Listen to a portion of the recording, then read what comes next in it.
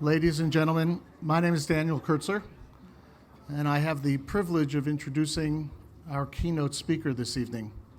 First, I do want to recognize my very good friend, the Honorable Dan Shapiro, United States Ambassador.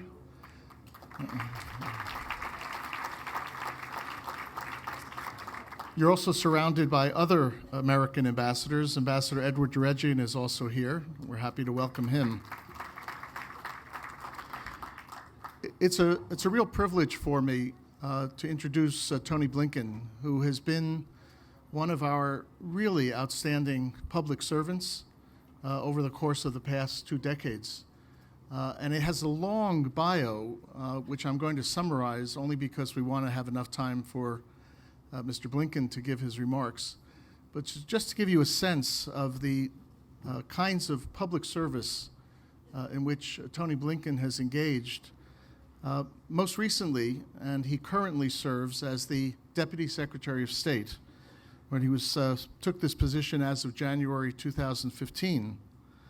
Before that, he served in the Obama administration as the Principal Deputy National Security Advisor, and before that, in the Obama administration, as the National Security Advisor to Vice President Joe Biden. But his public service actually goes back to the Clinton administration, when he served in a number of senior positions, including various jobs in the State Department and elsewhere. Tony has, in addition to his government service, been a prolific writer. He was a journalist. He's written extensively on national security policy. And as you will hear in his remarks tonight, he's also not just a dedicated public servant, but a dedicated public servant who understands the importance, vitality, and eternal centrality of the American-Israeli relationship. So it's my pleasure and honor to call upon the Honorable Antony Blinken.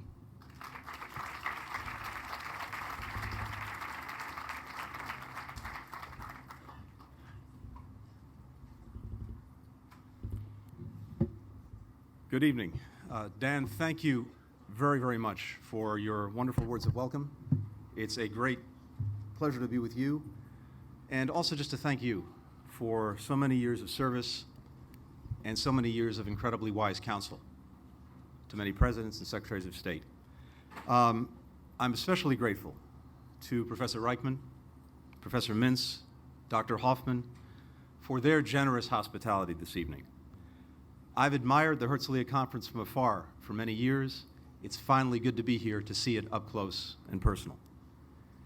And I have to tell you that I'm honored to be on a program with former Secretary of State Henry Kissinger, who I know will be appearing a little bit later. I have a very well-worn copy of his masterpiece, Diplomacy, by my desk. It is a secular Bible for every would-be practitioner of foreign policy. I have to tell you, the first time I met Secretary Kissinger, I was working in the Clinton administration, and I had just taken over the portfolio of European affairs at the White House and happened to be introduced to him at a dinner party and was introduced in my capacity as being responsible for European affairs. And I said to him, Dr. Kissinger, that's kind of a daunting way to be introduced to you, given your history. And he paused and he said, "That's all right. This is where you've done the least damage." Like no one else, Secretary Kissinger married strategic vision with a relentless ability to put it into practice. It's also wonderful to be here in Israel for something that we're doing tomorrow, and that is the annual U.S.-Israel Strategic Dialogue, one of the most important, longest-running exchanges between our two governments. In this, and in so many other endeavors, I'm especially grateful for the leadership of our truly unmatched United States Ambassador to Israel, Dan Shapiro.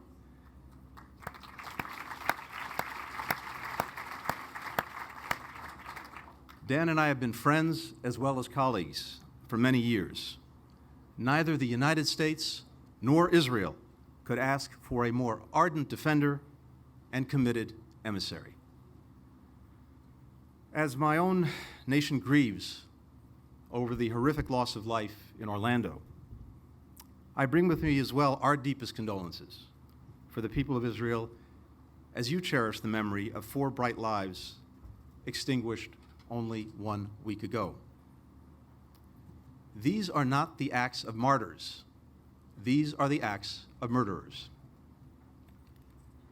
We condemn those who perpetrate them, those who glorify them, and as Vice President Biden said, we condemn those who fail to condemn them. Violence against innocent civilians can never be justified. As I join you this evening, I'm also mindful of those no longer with us, whose insights once illuminated this hall, including my old boss, mentor, and friend, Sandy Berger, who spoke here at the Herzliya conference just 2 years ago. Sandy taught a generation of young staffers to approach complexity with pragmatism and principle, to face challenges with strength and wisdom, to lead with confidence and humility. Today, these are the North Stars by which the United States strives to navigate a global strategic environment that is more fluid and fraught with complexity than ever before. Power is shifting among, below, and beyond nation states, urged on by the rapid pace of technological change, the growth of economic interdependence, the scale of global connectivity. It requires governments to be more accountable to sub-state and non-state actors, from the mayors of megacities to the private sector to super-empowered groups and individuals. All of us are linked in unprecedented ways, incentivizing new forms of cooperation, but also creating shared vulnerabilities. Among those vulnerabilities are the weakening of state authority, the erosion of order, the emergence of ungoverned spaces, the proliferation of weapons and technology, the surfacing or resurfacing of old hatreds and animosities. Between states, we see it too. The growth of regional rivalries, the spread of dangerous proxy wars, the stoking of violent extremism. These changes are happening within an international order, a system of rules, of norms, of institutions that the United States helped to build 7 decades ago at the end of World War II. Whatever its deficiencies, I believe that system got the big picture right. It averted another global war, and it created profound opportunities for human development. International law, environmental protections, human rights safeguards, public health systems, trade regulations, international financial institutions, peacekeeping forces, the non-proliferation regime. These norms, these institutions, gave life to a global order that provides the best and sometimes the only means to prevent conflict, to accelerate progress, and to resolve differences peacefully and diplomatically. But today, that system is under siege as it struggles to cope with this modern era of seemingly seismic change. Our challenge is to adapt the global order to suit this young century, while also preserving the fundamentals of its construction, the rules, the norms, the institutions, the principles upon which we depend for our security and prosperity. In the United States, we are clear-eyed about our role and our responsibility. We know we can't solve all of the world's problems on our own. Indeed, we cannot fully solve any of them alone. But we can seize on America's unique capacity to mobilize others against common threats and to shape change, at least on the margins, to help make the world just a little bit safer, a little bit healthier, a little bit wealthier, a little bit wiser. Under President Obama's leadership, that's exactly what we're doing.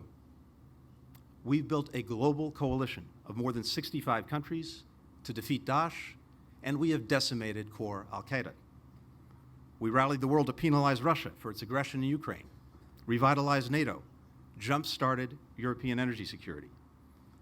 We've deepened our engagement in the Asia-Pacific region, the fastest-growing region in the world, soon to be home to 2/3 of the world's middle class, by strengthening our alliances, forging new partnerships, opening new markets. We've reinvigorated the world's commitment to nuclear security and reduced the catastrophic risk of terrorists getting their hands on a nuclear device. Since President Obama first convened the first Nuclear Security Summit in Washington, technologies have been upgraded, capabilities enhanced, treaties ratified and implemented, reactors converted, and nuclear material removed or eliminated. We led a United Nations effort to remove and destroy Syria's strategic chemical weapons capacity, an enormous arsenal that has loomed large for decades in the mind of every Israeli defense planner, as well as in our own. We enlisted China in the effort to mitigate climate change and rallied 195 countries in a historic deal to protect the only planet that we have. Together with Israel, we've led an effort to put health security at the top of the global agenda. As Ebola ravaged parts of West Africa, our two nations together carried forward a proud legacy of humanitarian leadership, with the United States representing the single largest donor in absolute terms, and Israel the largest per capita. We bolstered the capacity of our world's overwhelmed humanitarian response system. Last year, at the United Nations General Assembly, President Obama convened a leaders' summit on peacekeeping. It generated commitments for 50,000 new military personnel and police to help advance peacekeeping missions. This coming September, at the next General Assembly, the President will hold a similar summit on the global refugee crisis, a mission that evokes for me, like many of you, I believe, the plight of our families and forebears for survival and sanctuary. Under President Obama's leadership, we helped competing Afghan blocs achieve the first democratic transition in that country's history. We reestablished diplomatic relations with Cuba. We supported the democratic and economic progress of new partners in Vietnam and Myanmar. We carried our engagement with India to new heights. We transformed food, power, and health systems across Africa. We built a community of young leaders on 3 different continents. I say all this because I believe, by this record and many more things that I could have mentioned, we are more deeply engaged in more places, in more ways than ever before, technologically, militarily, diplomatically, economically, culturally, politically. And that's especially true here in the Middle East, where assertions that we are somehow disengaged, somehow indifferent to the challenges in the region, simply do not withstand the weight of scrutiny. What this argument is really about is the nature of our engagement, especially for those whose definition of engagement is weighted heavily toward large-scale, open-ended military interventions. We have a broader definition, one that seeks to use all the sources of American power, the might of our military, but also the reach of our economy, the determination of our diplomacy, the universality of our values, and the powerful attraction of American education, science, technology, and innovation. One that builds the capacity of willing partners to fight for the future of their own countries. We should, indeed we must, debate our strategies and consider the full range of our options, knowing that there can be consequences and costs to inaction. But we cannot deny the lessons that we've learned over a decade of sacrifice about the effectiveness and sustainability of indefinite and undefined military interventions that have vast unintended consequences. We cannot overlook that the most sustainable solutions are political and economic as well as military, and best generated by the people and governments of this region with our strong support, not imposed from the outside.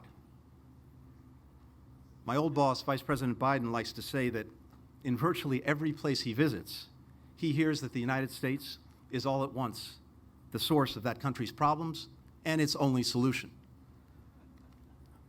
The fact is, most of the turmoil in the Middle East is not about us. It's not about the United States, nor can we magically solve the problems. But it affects us.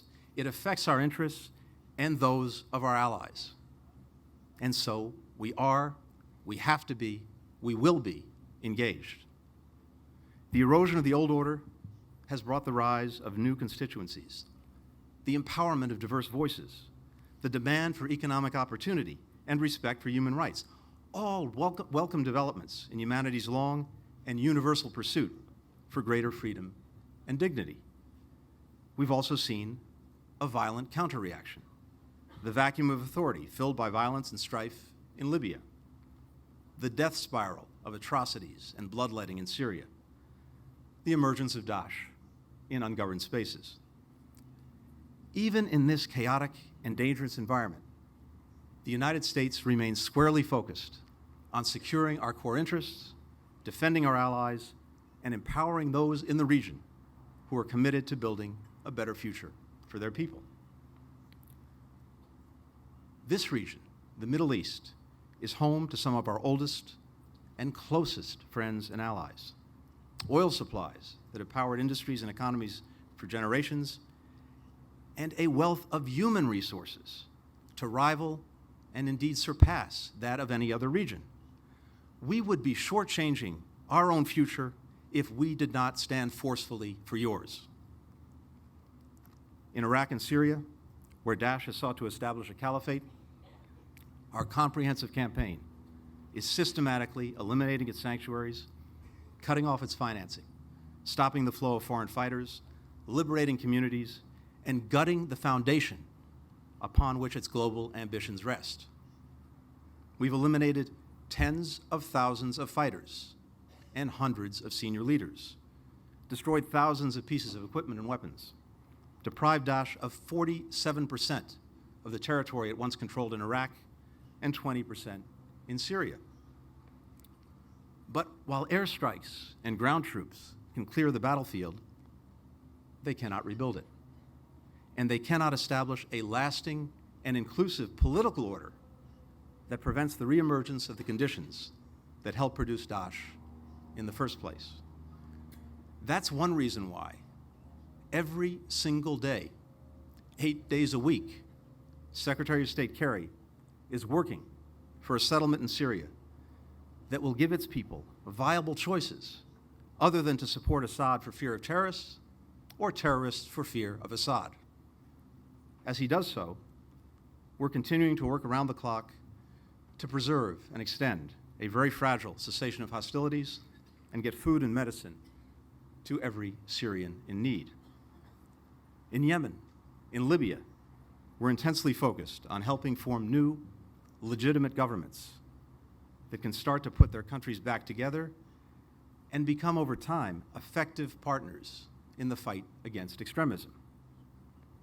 In Jordan and Lebanon, we're helping host communities cope with what is truly an overwhelming strain of the refugee crisis that has stretched the limit of their services and their generosity. And I have to say, we have to approach this with extraordinary humility. In Lebanon, to cite one example, there are somewhere between a third to half of the population now comprised of refugees, mostly Syrian. There are more Syrian children in Lebanese public schools than there are Lebanese. It's as if we in the United States, over the period of 5 or 6 years, were taking in 60 or 70 million people.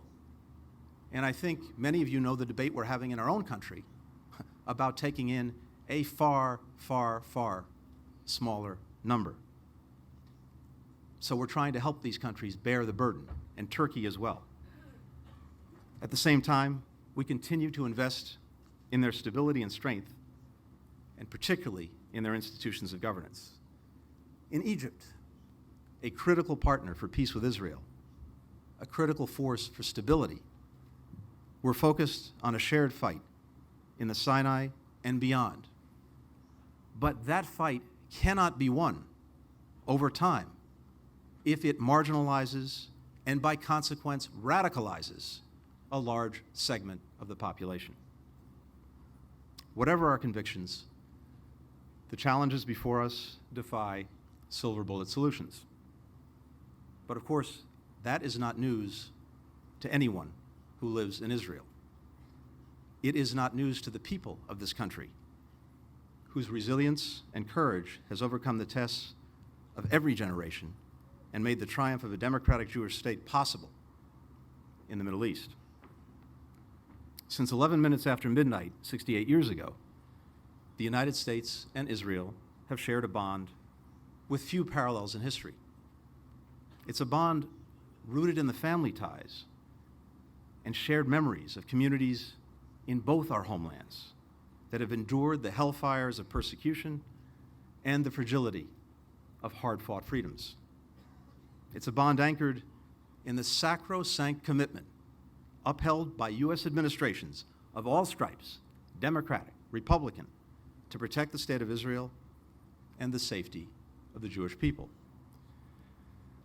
And for many of us, it's a bond that's passed down to each new generation, one that I inherited from my own family, including my father's father, Maurice Blinken, who fled the pogroms in Eastern Europe in the early years of the 20th century, made a life for his family in America, and went on to commission the study that demonstrated Israel's economic viability on the eve of its independence. And it's one that I inherited from my stepfather, Samuel Pizar, for whom we first said Kaddish nearly 11 months ago. Having survived 4 years in Majdanek, Auschwitz, Dachau, my stepfather was just 16 when the war ended. The only survivor of his family, the only survivor of a school of 900 children in Białystok, Poland. As the guns of liberation moved toward Auschwitz during the final months of the war, he was sent out of the camp on a death march. With the Americans advancing from the west, the Russians from the east, he made a run for it and found cover despite the German fire. A day later, still hiding in the Bavarian forest, he heard a sound, a deep, rumbling sound. He looked out from the woods, and instead of seeing the dreaded swastika, he saw something else, a 5-pointed white star. He ran for that star. He ran for that tank. The hatch opened. He got down on his knees and spoke the only 3 words in English that he knew and that his mother had taught him: God bless America.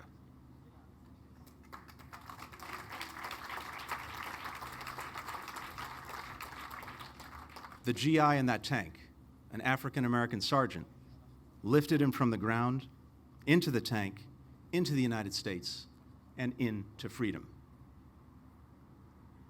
My stepfather honored that moment, that gift, by dedicating his life to the memory of the Holocaust, the advocacy of human rights, the search for coexistence among adversaries, and the preservation of a secure, democratic, and Jewish state of Israel. Those family legacies led me to serve with tremendous pride alongside extraordinary public servants in President Obama's administration these past 7 years. Men and women who see our commitment to Israel's security not just as a charge, but as a conviction. That's why I can stand before you this evening and say with utter certainty that no administration and no president has done as much for the defense and security of Israel as President Obama. When wildfires engulfed Mount Carmel Forest, the president pledged immediate assistance, flying in American disaster responders to battle the flames side by side with Israeli firefighters. When a mob attacked Israel's embassy in Cairo, threatening the lives of its staff, the president's rapid intervention helped mobilize Egyptian special forces and prevent a catastrophe. When Israel's ambassador to the United States, my friend Ron Dermer, who I think is here tonight, called me urgently one night when I was still at the White House in the middle of the Gaza crisis. It was about 8 o'clock at night, in August, as I recall. And he called to ask for an emergency resupply of Iron Dome interceptors and asked if he could come in that night with the military attaché to see me. And I, of course, said yes. Ron came in with the attaché. We went over this urgent need. The next morning, a Friday, I briefed the president in the Oval Office. He asked a few questions, and then he said 3 words: get it done. And in a matter of days, legislation for an additional $225 million in short-fuse funding for Iron Dome was drafted, introduced, passed by Congress, and signed into law by the President of the United States. In the defense, security, and intelligence spheres, Our cooperation has never been stronger. Under this administration, the United States has invested nearly $24 billion in foreign military financing for Israel since 2009, far more than for any other country, more than at any other previous time in the history of the U.S.-Israel relationship. That commitment amounts to $8.5 million every single day, guaranteeing Israel's qualitative military edge. Above and beyond this assistance, our unprecedented support has helped develop a multi-tiered rocket and missile defense system, including, of course, Iron Dome, David Sling, the Arrow 3, to protect Israel from dangerous threats at any range and at any depth. Today, the IDF and our Department of Defense are developing anti-tunneling technology, appropriately nicknamed the Underground Iron Dome. And this December, the first F-35 Joint Strike Fighter will be delivered to Israel, making this nation the only one in the Middle East with the most advanced fighter in the world. We're also prepared to sign a new 10-year memorandum of understanding that would constitute the largest single pledge of military assistance from the United States to any country in our history, cementing an unparalleled security relationship all the way to 2029. We made it the highest priority of our administration to ensure also that Iran is not allowed, under any circumstances, to obtain a nuclear weapon. That would pose an unacceptable risk to Israel, a threat to the United States, and a danger to the entire globe. Now, we've had our differences on this issue, but from the outset, President Obama made clear that achieving a peaceful, diplomatic resolution was preferable, not only because of the costs of war and indeed the unintended consequences of war, but because a negotiated agreement offered a more effective, more verifiable, and more durable resolution to the danger posed by Iran's nuclear program. He was right. Today, every single one of Iran's pathways to a bomb is blocked far into the future. Its uranium pathway, its plutonium pathway, its covert pathway, all blocked. 98% of Iran's enriched uranium has been shipped out of the country. The majority of its centrifuges have been shut down. The core of its heavy water plutonium reactor has been filled with concrete. And the most vigorous verification system in history is now fully in place. Even so, our unrelenting vigilance will not wane. When Iran holds an abhorrent Holocaust cartoon contest or suggests that its missiles are designed to be a direct threat to Israel, we call on the world to stand against such dangerous, destabilizing, provocative actions. Iran's recent ballistic missile launches only underscore the importance of our continued efforts to slow and degrade its missile program. That's why we continue to disrupt Iran's procurement activities with our partners and enforce sanctions on Iran's ballistic missile activities. And we will continue to use all of the tools at our disposal to counter Iran's sponsorship of terrorist groups, from Hezbollah to Hamas. On the world stage, we fight relentlessly to protect Israel's legitimacy, ensure that it's treated fairly, and create the diplomatic space that Israel needs to respond to an ever-changing threat matrix. Every year at the United Nations in New York and in its various governing bodies, the United States has taken the lead in either successfully blocking anti-Israel resolutions, 16 of them in the last General Assembly session alone, or brokering resolutions with which Israel can agree. We will continue to stand with Israel and against one-sided, biased resolutions, even if we are the only country on earth to do so.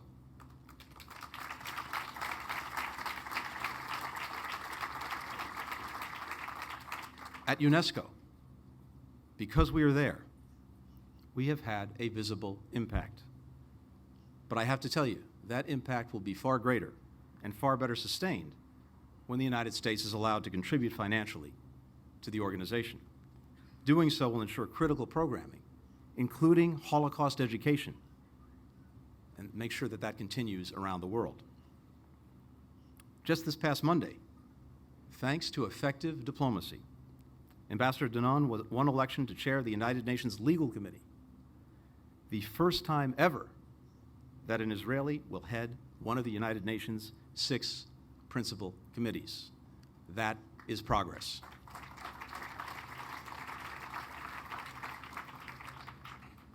Our resolve to stand with Israel in the quest for long-term peace and security remains as strong today as it has ever been. But we also believe this: the status quo is not sustainable. As we've said many, many times, Israel has not only the right, but the duty to defend its citizens. The horrific attacks that have shaken Tel Aviv, Jerusalem, and other communities claw away at the very idea of coexistence. I have family that lives in Tel Aviv, and some of them are with me tonight. And through them, I have some small understanding of the constant worry you endure and the extraordinary bravery with which you overcome it every single day. We strongly support the continued coordination between Israeli security services and Palestinian security forces, which has played a key role in preventing a greater deterioration of the current security situation throughout these many months. President Obama and Secretary Kerry have worked hard to press the parties to curb this violence, and we have called and will continue to call on the Palestinian leadership to do everything within its power to combat incitement and publicly condemn terrorist attacks. At the same time, we continue to strongly oppose settlement activity, which corrodes the prospect for 2 states living side by side in peace, with real security for Israel and dignity and self-determination for the Palestinians. This is not just the position of the Obama administration. It's been the position of every American administration since 1967, Republican and Democratic, because it's not about politics. It's about the preservation of Israel's future as a secure, prosperous, and democratic homeland for the Jewish people. We should not be the generation that gives up on that dream. Like so many others around the world, I've been inspired by former President Shimon Peres. Few statesmen see around the corner and peer into the future as he does. Even fewer can call forth our better angels in response. We should use our imagination, he has said, more than our memory. Now, I know this future seems, to many of us, to many of you, more distant than it's ever been. But to deny its possibility denies our obligation as inheritors of a legacy of moral, physical, and political courage to face down our own demons of cynicism and live our values in the cause of peace and security. This past November, we marked the 20th anniversary of a day seared into my own memory and into the memory of so many others, the day of Yitzhak Rabin's assassination. On that day, I was a young speechwriter working in the White House, working for President Clinton. And I remember like it was yesterday, sitting at my keyboard in shock, desperately trying to help find the words for President Clinton to tell our country what had happened. Only a few moments before, the president had come down from the residence literally in tears. Sitting at that keyboard with colleagues behind me, I asked, how do we end this statement? How can words possibly convey what happened, what this means to Israel, what this means to us, what this means to the world? It was the late, remarkable Evelyn Lieberman who offered the answer. He needs to say goodbye to his friend, she said. He needs to say Shalom Haver. The next day, on the flight to Israel for the state funeral, President Clinton called me into his cabin to continue working on the eulogy. Some parts were good, he said, but some of it still needs some work. And there was someone on the plane he wanted me to sit with to try to perfect a few of the sentences. Go talk to him, President Clinton said. He'll know what to say. And of course he did, because the man the president sent me to talk to on the plane was Elie Wiesel. Together, he helped us honor a leader whose great love of country and people guided him, in the words of President Clinton, to clear the path to peace and continue to light our way.